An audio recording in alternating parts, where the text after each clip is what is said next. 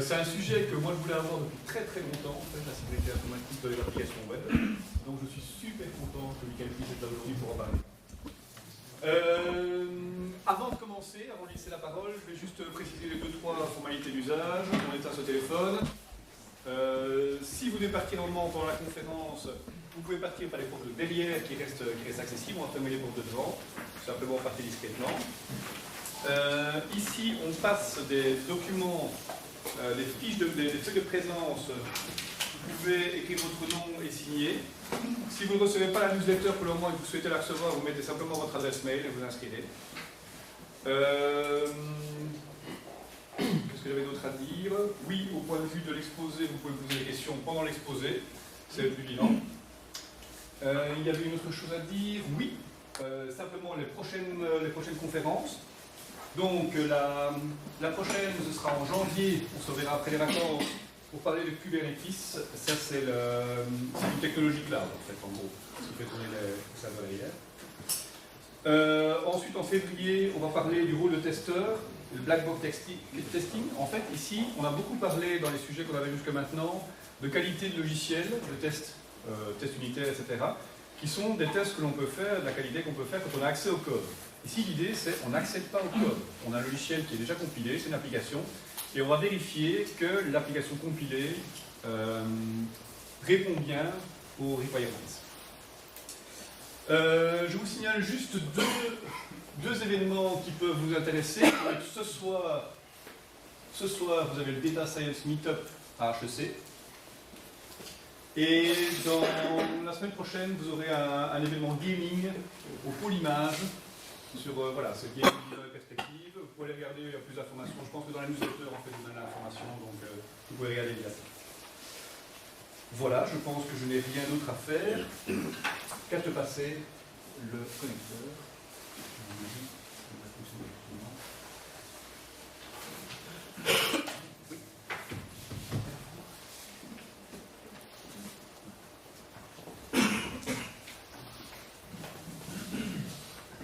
Bonjour, merci de m'accueillir, merci Jérémy de m'avoir invité.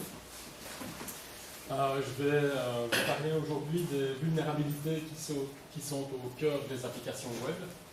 On verra un petit peu qu'est-ce qui les menace et quelles sont les contre-mesures que l'on peut mettre en place pour se protéger contre ces menaces.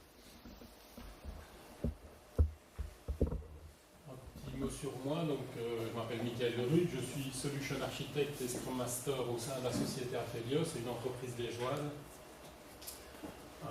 Donc je dirai quelques mots juste après. Donc j'ai plus de 20 ans d'expérience dans le développement logiciel. J'ai travaillé dans différents secteurs, le pharmaceutique, le médical, le notarial, le bancaire, le secteur public. Voilà, ça m'a permis de voir pas mal de choses. Certaines choses que je ne peux pas avouer, mais voilà, ça m'a permis de voir pas mal de choses. Donc la société pour laquelle je travaille aujourd'hui s'appelle Aphelios, c'est une société qui dépend du groupe NRB, que peut-être certains d'entre vous connaissent. On se positionne comme la software factory du groupe NRB, on y fait du développement d'applications mobiles et web. On est presque une centaine de personnes aujourd'hui. Donc on développe en mode agile. Je dirai un petit mot sur l'agilité en fin de présentation. On a aussi une approche orientée sur l'expérience utilisateur, c'est-à-dire que lorsqu'on fait un projet de développement logiciel, on va essayer de savoir ce qui peut rendre la vie de l'utilisateur finalement agréable dans l'utilisation de ce logiciel. On va beaucoup travailler là-dessus, ça nous différencie un petit peu de ce que les autres entreprises qui font du développement logiciel classique font.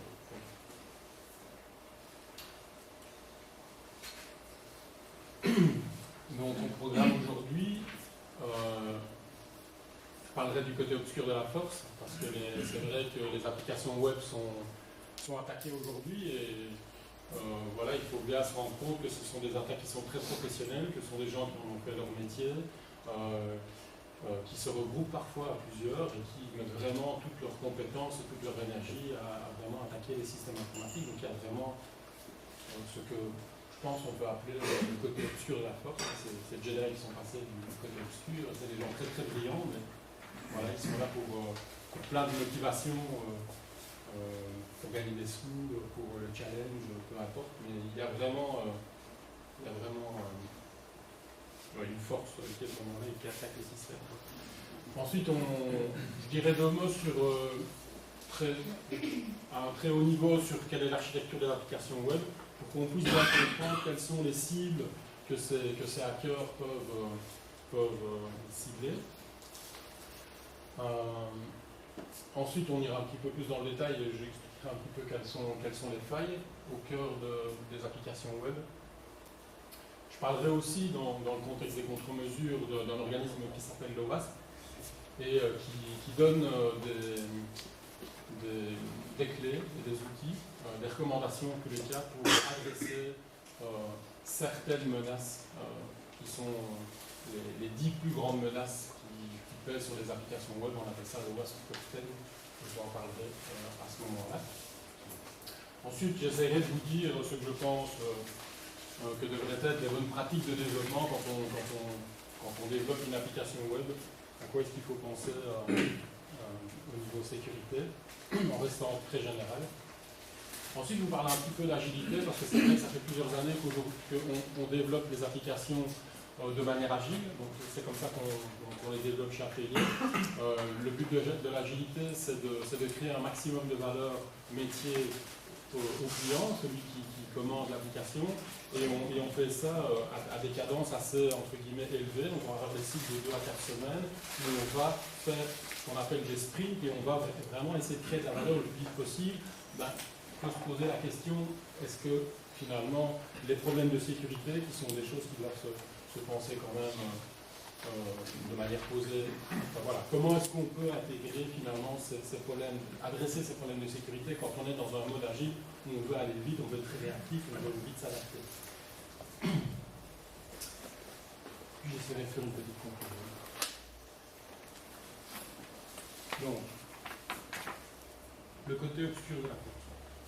Je me base ici sur des faits, des chiffres qui sont officiels, qui sont publiés dans un rapport qui a été publié, je pense que c'était en mars de cette année. C'est un rapport de la police belge et qui donne, c'est le rapport statistique voilà, de l'évolution entre 2017 et 2018 de la criminalité, et plus précisément ici de la cybercriminalité. Ça donne des chiffres assez intéressants.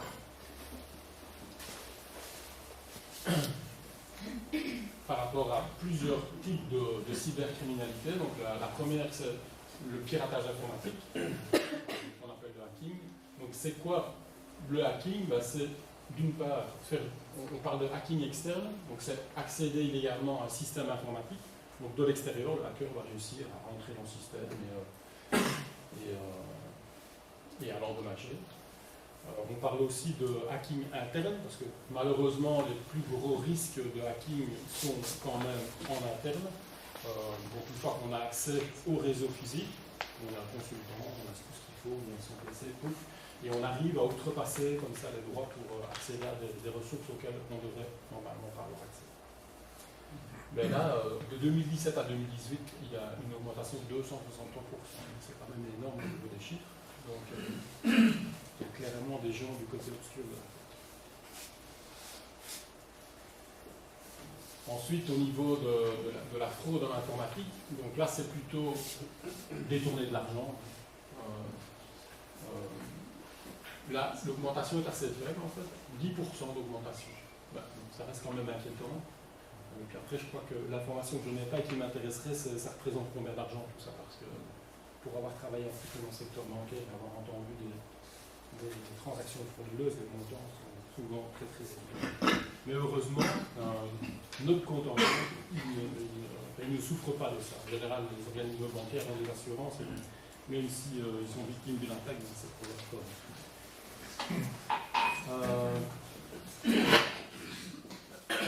Le rapport nous donne aussi des chiffres au niveau du phishing. Donc le phishing, c'est simplement le fait de pouvoir obtenir des informations personnelles pour les collecter en fait du commerce ou quoi que ce soit. Donc souvent, vous êtes connecté à un système, vous recevez un mail, il y a un lien, vous cliquez, ça vous vole des données. Et là, le chiffre est assez inquiétant aussi. Entre 2017 et 2018, augmentation de 200%.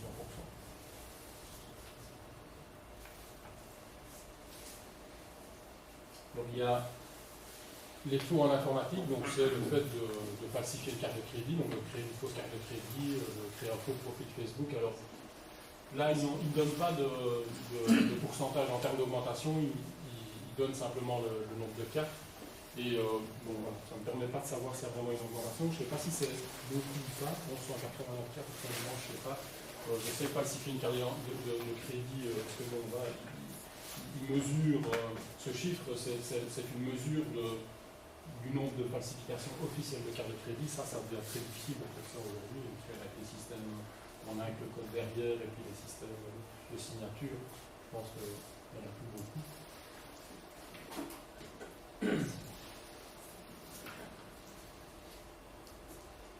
Oui, alors au niveau il y a encore il donne une indication au niveau du sabotage informatique, donc ça c'est vraiment causer des dégâts par l'utilisation de virus. Là il n'y a pas d'augmentation. Il tendrait à penser que nos systèmes informatiques et les antivirus qu'on utilise nous protègent finalement suffisamment.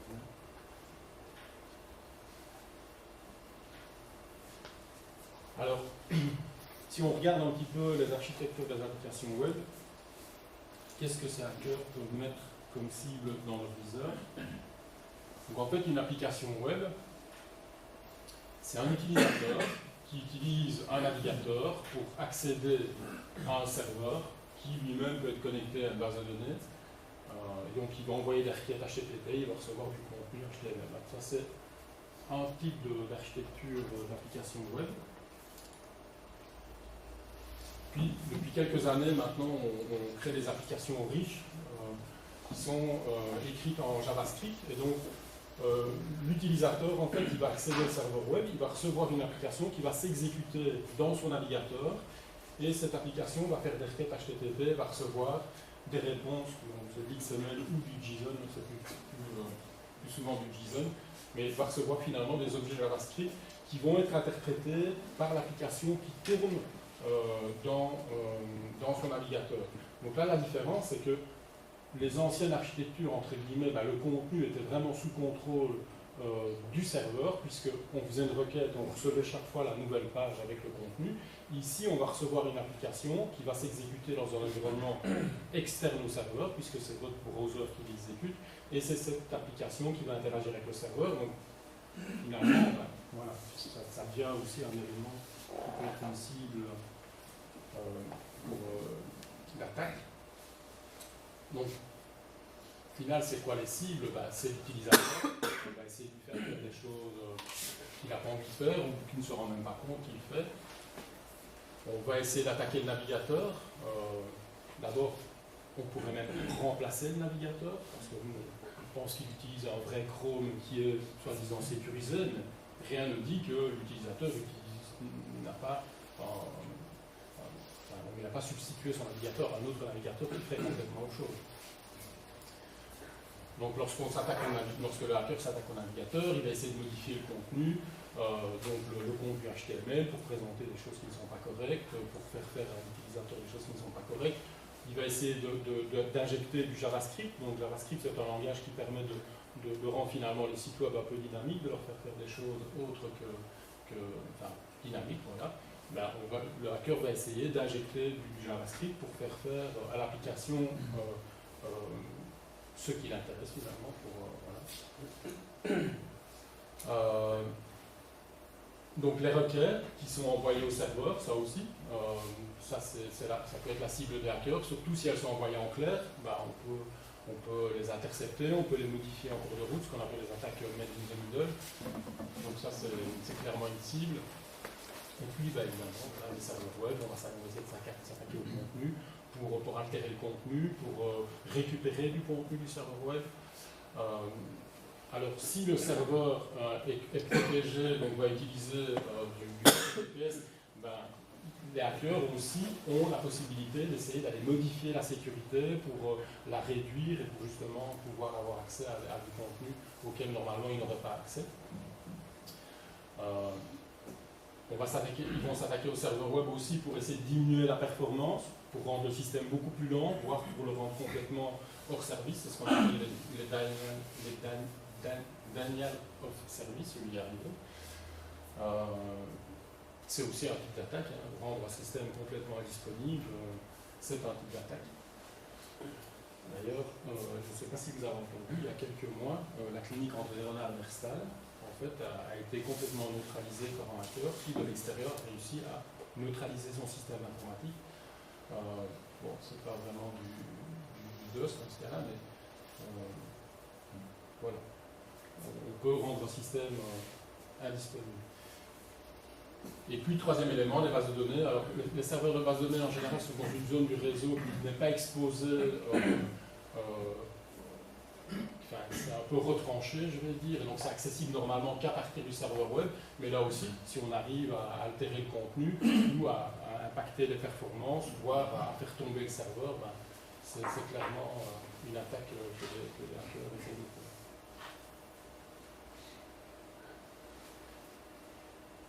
Alors, quelles sont les failles de sécurité qui sont au cœur des applications web? Ben, une première faille, ce serait une mauvaise gestion de l'authentification et de la session des utilisateurs, parce qu'on ne fait pas suffisamment d'authentification, parce qu'il y a peut-être des parties du site qui ne sont pas protégées par une authentification, parce que la méthode d'authentification n'est pas suffisamment forte. Donc si on utilise une méthode d'authentification basée sur un username password, c'est clair que c'est assez léger, ce qui permet justement des attaques de type brute force, où là le hacker va essayer toutes les combinaisons possibles pour un utilisateur dont il connaît le nom, il va essayer toutes les combinaisons possibles de mot de passe jusqu'à pouvoir rentrer. Donc si on ne se protège pas contre ce type d'attaque, on prend le risque d'être pénétré. Donc, au niveau credential, donc c'est un petit peu ça, c'est le fait de pouvoir déduire les mots de passe. Et ensuite, donc la prédiction de la session, donc en fait, pouvoir prévoir, en fait, lorsqu'un utilisateur s'authentifie, il va récupérer une session qui va être stockée au niveau de son navigateur, et cette session, en fait, souvent, elle a un numéro ou c'est quelque chose comme ça. Donc, si on peut prédire à quoi va ressembler l'objet session, entre guillemets, eh bien, ça permet de créer des fausses sessions, et si ce n'est pas correctement implémenté dans le système, ben, ça permet à un hacker de rentrer dans le système alors qu'il n'a pas une vraie session. Donc là, voilà, il y a des choses à faire à ce niveau-là pour faire en sorte que on vérifie que oui. Pour ça, en fait, il doit prendre la place de quelqu'un qui est déjà connecté. Parce que la session ne peut exister dans le système que non. si... non, ici on est dans le cas où l'objet session, finalement, on imagine que la session, c'est un bête numéro qui s'incrémente à partir de 1. Ben, s'il sait prédire à quoi va ressembler une session, il peut en créer une fausse, et si le serveur ne vérifie pas que c'est une session qu'il a effectivement créée lui-même, pouf, il peut rentrer.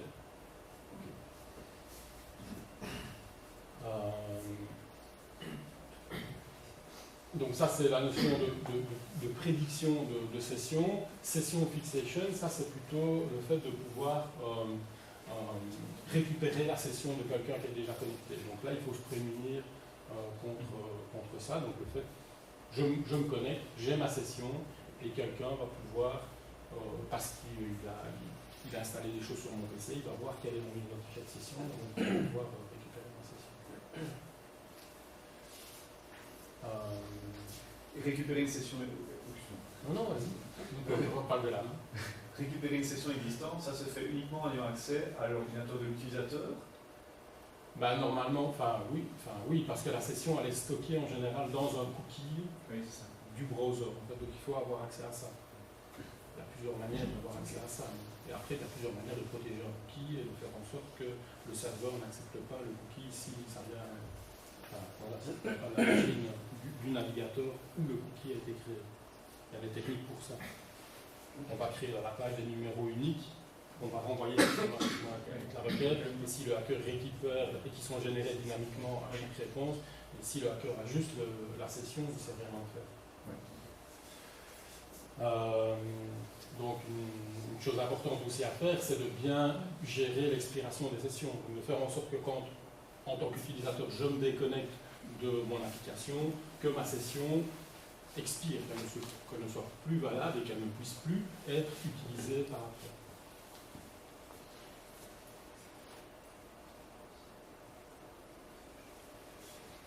Alors, un autre type de faille, c'est donner la possibilité de faire une référence directe à un objet non sécurisé.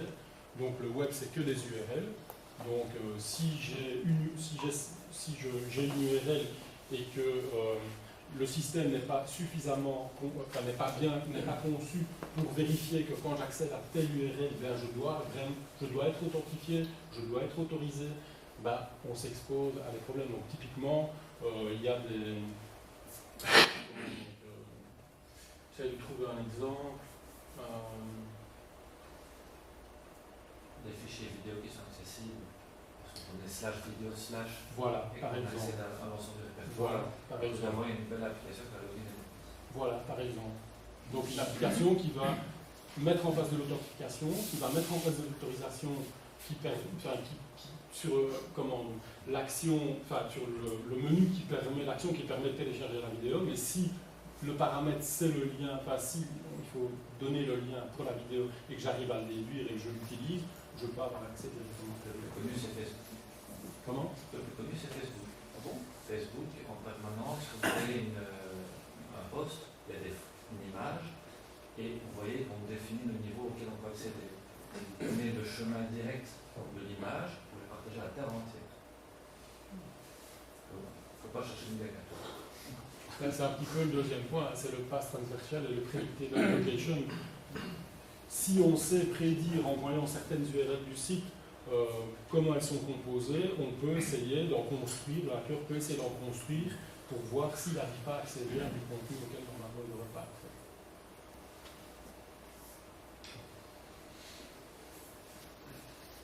Une autre faille, c'est défaillance de restriction d'accès à une URL.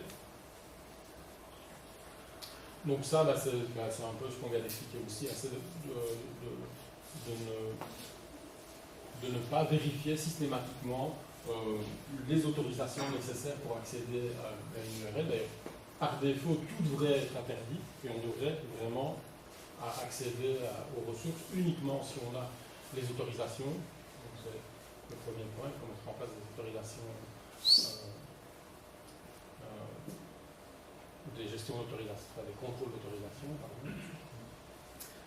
Il faut essayer de se prémunir aussi contre les attaques qui permettent sur base d'une URL, de bombarder le serveur avec cette URL pour à un moment donné le rendre indisponible. Donc ça, il faut se protéger là-dessus.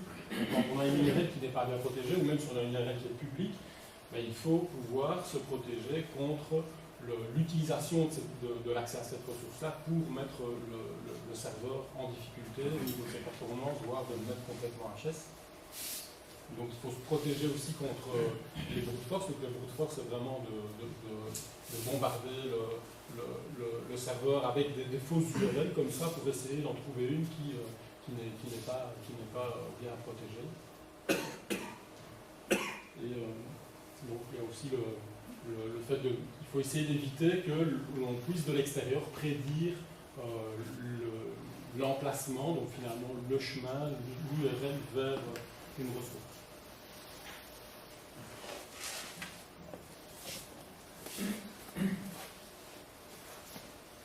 Alors les attaques côté client, c'est principalement du cross-site scripting, donc c'est le fait de pouvoir faire exécuter des scripts JavaScript qui ne viennent pas du site d'où provient l'application.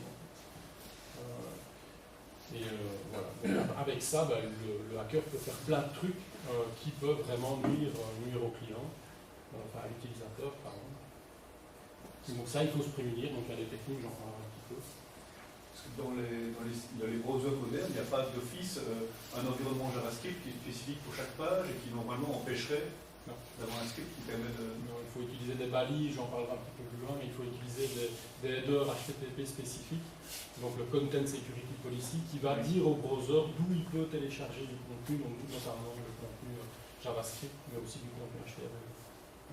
Parce qu'une page peut aller exécuter du JavaScript pour accéder à un autre système, ou même récupérer des parties d'HTML qui viennent d'un autre système, et on peut référencer comme ça du code qui vient d'ailleurs. Mais voilà, avec ce header dont on parlait tout à l'heure, on peut dire au browser, maintenant, tu ne peux télécharger du contenu, donc que ce soit de JavaScript ou autre, que de tel et tel site, que du site dont l'application a été téléchargée.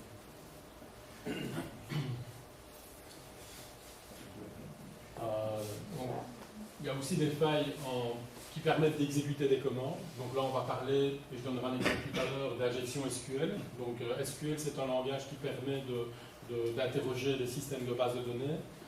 Et certaines applications qui sont mal conçues vont permettre de l'extérieur, donc on a vu que le serveur de base de données est très loin, normalement il n'est pas accessible, mais certaines applications web mal conçues vont permettre à un hacker d'arriver à injecter du SQL qui va arriver jusqu'au système de gestion de base de données et qui va permettre d'avoir accès à des données auxquelles normalement il n'aurait pas accès. Alors il y a aussi des exemples d'injection XML. Donc XML c'est un langage qui est utilisé surtout, qui est utilisé surtout dans les web services de type SOAP, qui sont un petit peu moins à la mode maintenant, puisqu'on parle plutôt de REST maintenant, mais ça existe encore. Et donc il y avait des failles dans les processeurs XML qui permettaient d'exécuter des commandes via cet XML. Donc typiquement, je fais appel à un service web, je lui envoie de l'XML ou je reçois de l'XML, et à l'interprétation de l'XML, il y a quelque chose qui s'exécute.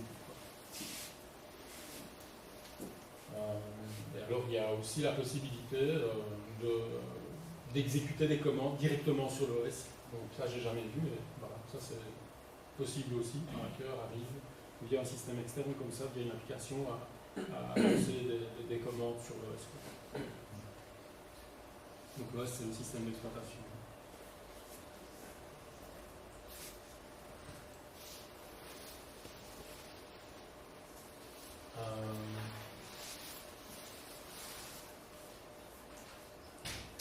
Ouais, donc ça c'est une attaque cross-site request forgery.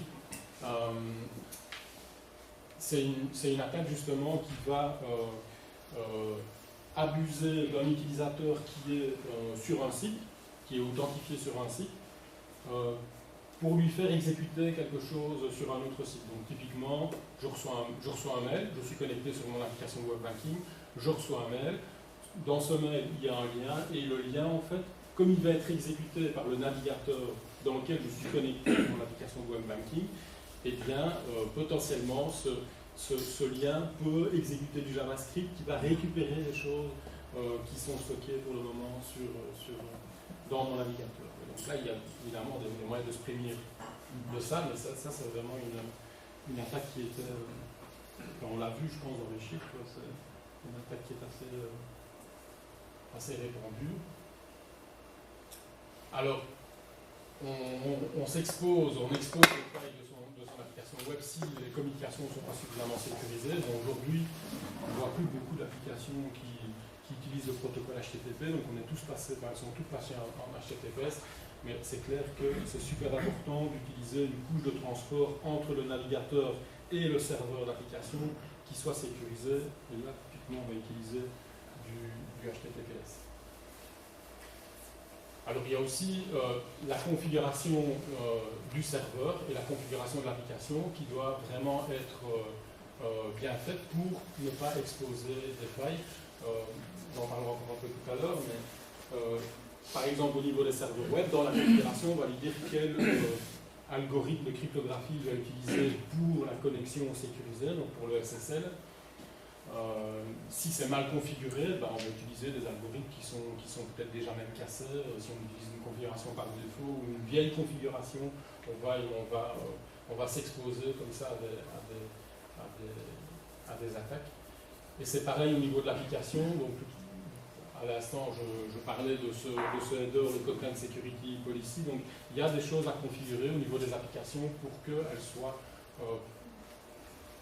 plus sécurisées, qu'elles n'exposent pas des failles qui, par défaut, sont là.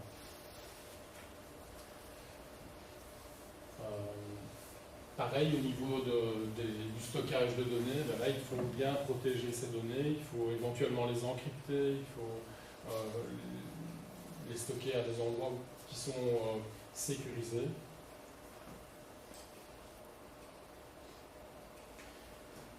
Alors, face à toutes ces failles qui sont exploitées par ces mauvaises personnes qui sont du côté obscur de la force, il y a, il y a un organisme, en tous les cas, enfin, il y en a plusieurs, mais il y a un organisme qui est vraiment, qui a une grande notoriété, qui s'appelle l'OWASP, c'est l'Open Web Application Security Project. Donc c'est vraiment des experts en sécurité informatique qui travaillent à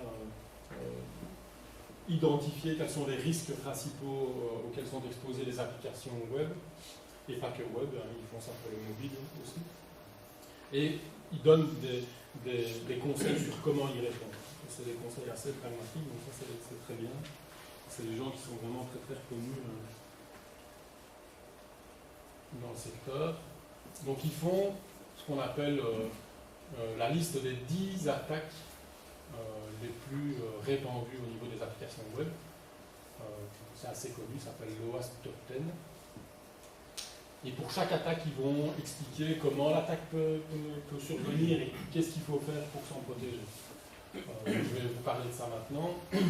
Donc la première attaque, c'est les attaques de type injection, on en a déjà un peu parlé.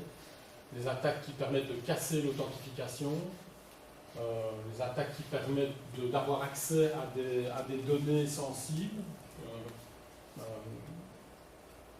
Les attaques, bon celle-là est un petit peu moins d'actualité parce qu'elle concerne l'XML qui est un petit peu moins utilisé aujourd'hui, mais des attaques qui vont utiliser ce qu'on appelle les XML External Entities pour justement exécuter des commandes au travers d'XML.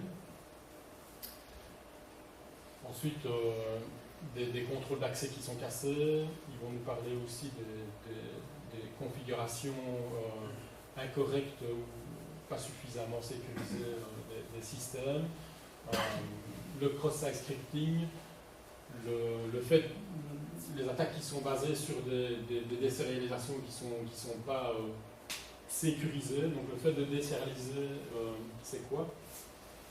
Donc lorsque vous transportez des objets sur Internet, vous allez les sérialiser pour qu'elles puissent être transportées sur le fil. Et puis après, de l'autre côté, l'application va désérialiser, donc va reconstruire un objet finalement sur base d'une représentation qui est le résultat de la sérialisation.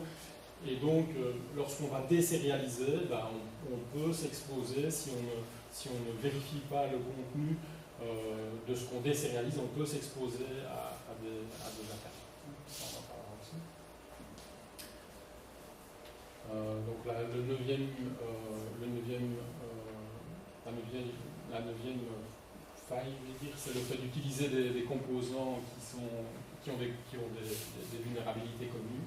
Donc une application web aujourd'hui utilise plein de librairies qu'on trouve massivement sur Internet. Il y a plein de projets open source qui font plein de trucs qui sont super, qui ont l'air super intéressants. Donc on intègre tout ça dans ces applications. Il faut être sûr que ces composants qu'on intègre ne contiennent pas des vulnérabilités. Donc ça, le WASP nous explique un peu comment se prémunir de ça. Ce qu'ils nous disent aussi, c'est que si on ne fait pas suffisamment de logging et de monitoring de ces logs, eh bien, on passe à côté de quelque chose au niveau de la sécurité. Donc, faire du logging, c'est quoi? C'est vraiment d'enregistrer les activités qui se passent sur le système. Et on verra que c'est vraiment super important en fait, de tracer tout ce qui se passe, parce que le jour où on a un problème, c'est comme ça qu'on comprend d'abord comment on est arrivé jusqu'au problème, et on comprend, on voit où est la faille, et donc c'est comme ça qu'on peut remédier. Donc ils nous disent qu'il faut vraiment faire énormément, un maximum de logs, pertinents évidemment, il ne faut pas polluer non plus le système avec des informations qui ne sont pas utiles, et surtout il faut aussi monitorer ces logs, parce que tracer c'est bien, mais si on ne met pas d'action derrière pour mesurer, pour réagir, finalement ça ne sert pas à grand chose. Donc ce que je vous propose maintenant, c'est de parcourir ces 10 types de vulnérabilité. Donc l'injection, finalement l'application elle est vulnérable si les données qui sont encodées par l'utilisateur ne sont pas validées, filtrées et assainies. Un petit exemple, peut-être plus parlant. Donc par exemple, j'ai dans mon système, dans le code de mon application web, j'ai ce query string qui permet de récupérer, donc c'est une commande SQL, donc ça va interroger la base de données. Cette commande permet de récupérer toutes les colonnes de la table account pour tel customer ID, donc tel numéro de client. Et dans mon application, qu'est-ce que je fais? Je dis que le numéro de client, en fait, c'est le paramètre ID qui arrive dans ma requête HTTP. Donc le navigateur envoie sa requête, et dans sa requête, il y a ce paramètre, et je l'utilise dans mon code pour exécuter cette commande SQL. Bien, mon hacker, il va donner comme paramètre quote, or quote 1 égale 1, et en fait, en faisant ça, je vais récupérer tous les comptes qui sont dans cette table. Donc, d'où l'importance de bien filtrer les paramètres et de aussi ne pas, en fait, ici, le code de l'application qui utilise une query string comme ça en dur, c'est pas une bonne méthode.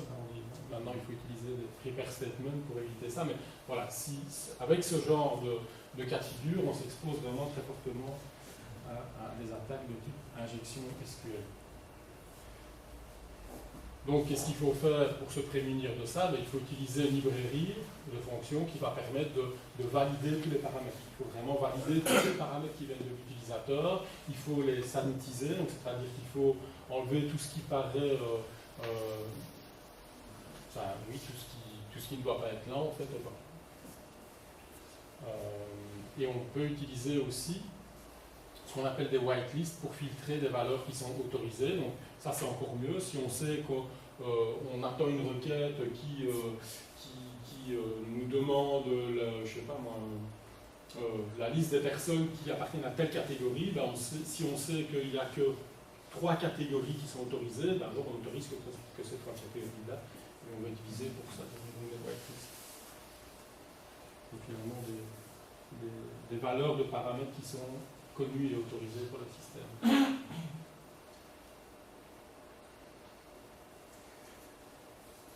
Donc au niveau authentification, l'application elle est vulnérable si elle utilise une méthode d'authentification qui est faible. Typiquement, une méthode d'authentification qui est faible, c'est l'utilisation de username password.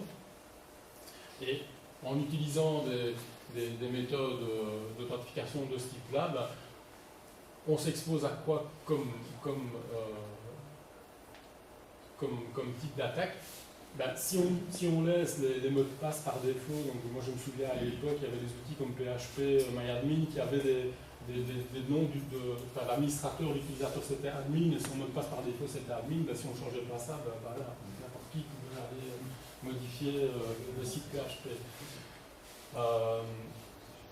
Si on a une méthode d'authentification qui est faible, comme username password, on s'expose à ce qu'on appelle du brute force. Donc c'est ce que j'expliquais déjà un petit peu tout à l'heure, c'est que le hacker va savoir que Michel c'est un nom d'utilisateur, et il va essayer toutes les combinaisons possibles pour trouver le mot de passe de Michel, et puis à un moment donné il va rentrer. Donc il faut se prémunir de ce type d'attaque. Il y a aussi une attaque qui va utiliser justement la procédure du mot de passe oublié. Donc on connaît tout ça, à un moment donné, si on ne connaît pas le mot de passe, on va cliquer sur le lien, j'ai oublié mon mot de passe, et puis là, le système va vous poser une question, qui est celle que vous avez renseignée au moment où vous avez créé le mot de passe. Évidemment, si dans la liste des questions que vous proposez, il y a, je ne sais pas quelle est la couleur de votre voiture, ou un truc comme ça, c'est très facile d'avoir cette information. Donc là, c'est assez simple, mais c'est important d'utiliser des listes de questions qui sont sûres. Alors, le mieux pour se prémunir d'une authentification cassée, c'est d'utiliser des authentifications multifacteurs. Donc, multifacteur, c'est quoi? C'est je connais mon nom d'utilisateur, j'ai peut-être un mot de passe, mais j'ai encore autre chose que seul moi je détiens. Cette chose, ça peut être un one-time password qu'on va recevoir par SMS, donc c'est un mot de passe unique qu'on va envoyer par un autre canal, et donc là, normalement, on est sûr que la personne qui s'authentifie, c'est bien la bonne personne. Ou alors, on va utiliser des smart cards, comme par exemple la carte d'identité électronique, voire la carte de banque. Quand on se connecte à son système de web banking, on doit faire une authentification avec une carte. C'est beaucoup plus sécurisé puisqu'il faut avoir la carte, il faut connaître le code PIN. Voilà, il faut utiliser des méthodes d'authentification multifacteurs. Et si on tient vraiment à utiliser les user and password, parce que le site n'est peut-être pas critique, il faut forcer la complexité des mots de passe. Donc ça, c'est quelque chose qu'on voit de plus en plus. On vous oblige à utiliser 8 caractères, des majuscules, des minuscules, un caractère spécial. Donc ça permet de rendre les mots de passe plus robustes et moins détectables.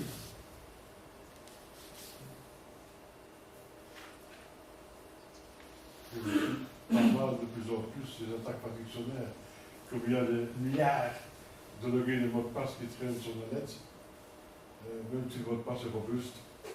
Ouais, mais justement, il faut se protéger des brute force en fait. Donc en fait, ce qu'il faut faire, c'est que si vous avez un utilisateur qui essaye 5 fois de se connecter et que le mot de passe n'est pas bon, il faut blacklister, il faut plus autoriser de connexion de cet utilisateur-là. En repérant l'adresse IP d'où vient la requête, par exemple. Il y a fait le Touban qui fait ça. Comment? Il y a fait le Touban qui fait ça. C'est une marque de... Un analyseur de log en temps réel qui lance Firewall. Fait le Touban. Donc il analyse en temps réel tous les logs de Apache, par exemple, ou de Jeans, et dès qu'il voit 3 fois une erreur 404, pouf, on est banni pendant 10 minutes.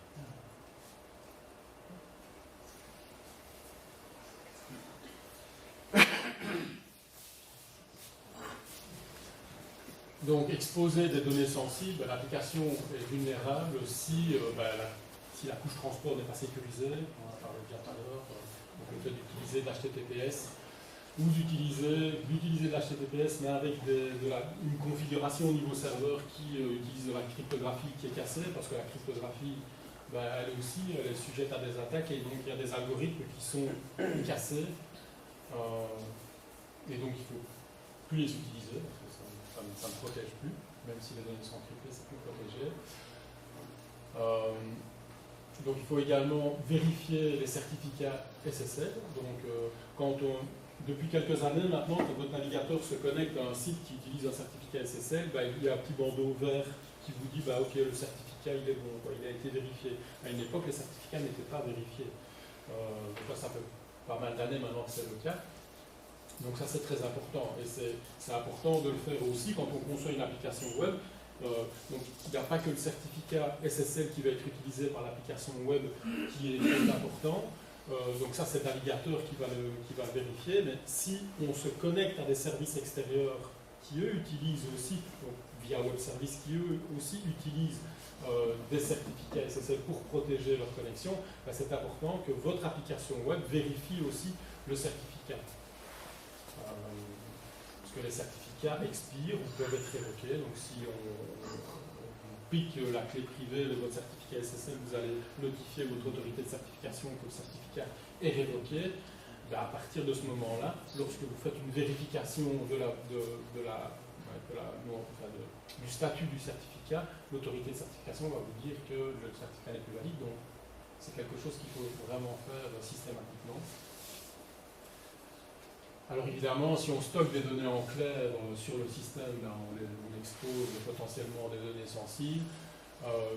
Une option qui n'est pas une bonne option, lorsqu'on stocke des données en base de données et qu'on veut les encrypter, on se dit on va utiliser le système d'encryptage par défaut de la base de données. Oui, c'est très bien, sauf que le système d'encryptage va encrypter juste quand il met dans la base de données, et puis il va décrypter quand il sort. Donc finalement, la donnée est sensible, une fois qu'elle est sortie de la DB, elle est plus protégée. Ça, c'est pas une bonne idée non plus. On ne faire que ça.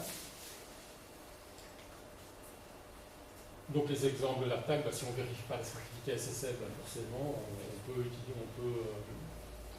être amené à être en contact avec de faux certificats SSL, donc parce qu'un certificat SSL, en fait, en plus de permettre l'utilisation du protocole SSL qui va faire que le canal de communication est encrypté, il sert surtout à nous donner l'identité de la partie à laquelle on se connecte. Donc, quand on se connecte au service, au site web de notre banque, on reçoit le certificat SSL de la banque, et ça nous permet d'être sûr qu'on est bien sur le site de la banque. Si on ne vérifie pas ces certificats, si on ne vérifie pas qu'ils sont émis par des autorités qui sont dignes de confiance, eh bien, on s'expose à des systèmes qui peut-être utilisent de faux certificats SSL.